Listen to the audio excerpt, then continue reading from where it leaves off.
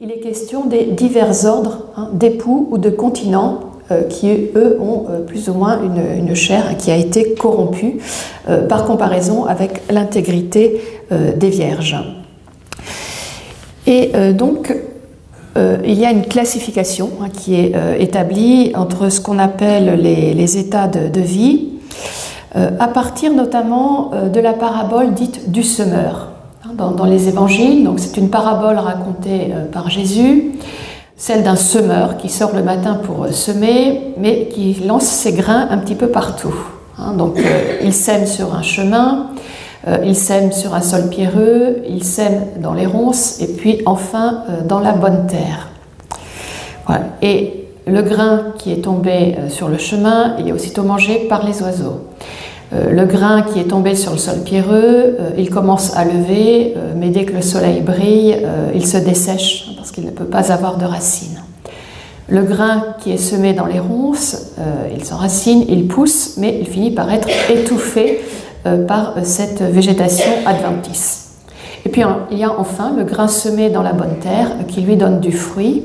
Jésus dit 30, 60 ou 100 pour 1. Les disciples n'ont rien compris à cette parabole. Donc Jésus est obligé de la leur décrypter en expliquant donc que le chemin, le grain semé sur le chemin, sont les gens qui entendent la parole de Dieu, mais qui ne la comprennent pas. Le diable l'enlève aussitôt de leur cœur. Le sol pierreux, c'est les gens qui reçoivent dans un premier moment la parole avec enthousiasme, mais qui ne résistent pas aux épreuves et aux tribulations. Les ronces sont les gens qui reçoivent la parole, qui commencent à lui faire porter du fruit, mais ce fruit est étouffé par les richesses, les plaisirs ou les soucis du monde. Et puis la bonne terre sont les croyants qui reçoivent la parole, qui la gardent et qui lui font porter son fruit. Mais dans les évangiles, Jésus n'explique pas la distinction entre les 30, 60 ou 100 pour 1, les différents rendements.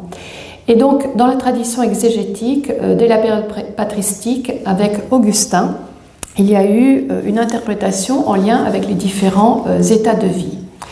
Les 30 pour 1, ce sont les gens mariés. Les 60 pour 1, les continents et les veuves. Et le 100 pour 1, donc le plus beau, le meilleur rendement, ce sont les vierges.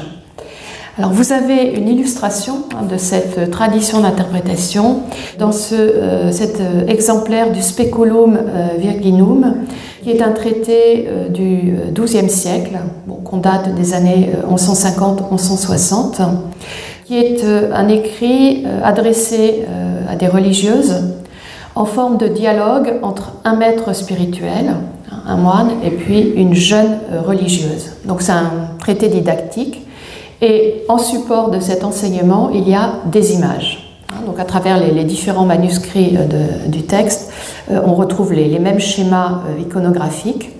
Et donc vous voyez cette espèce de plante qui pousse à partir du sol, donc qui est dans la bonne terre, qui a donné du fruit.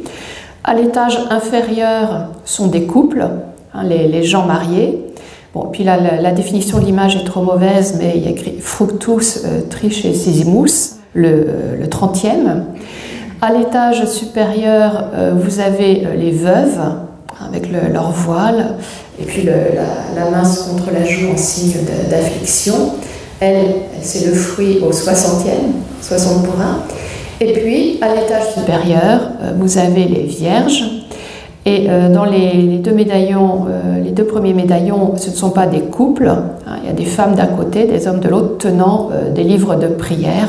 Voilà, donc renvoyant à l'état de vie des religieux. Et ce sont les plus proches du Christ qui apparaît dans le médaillon supérieur.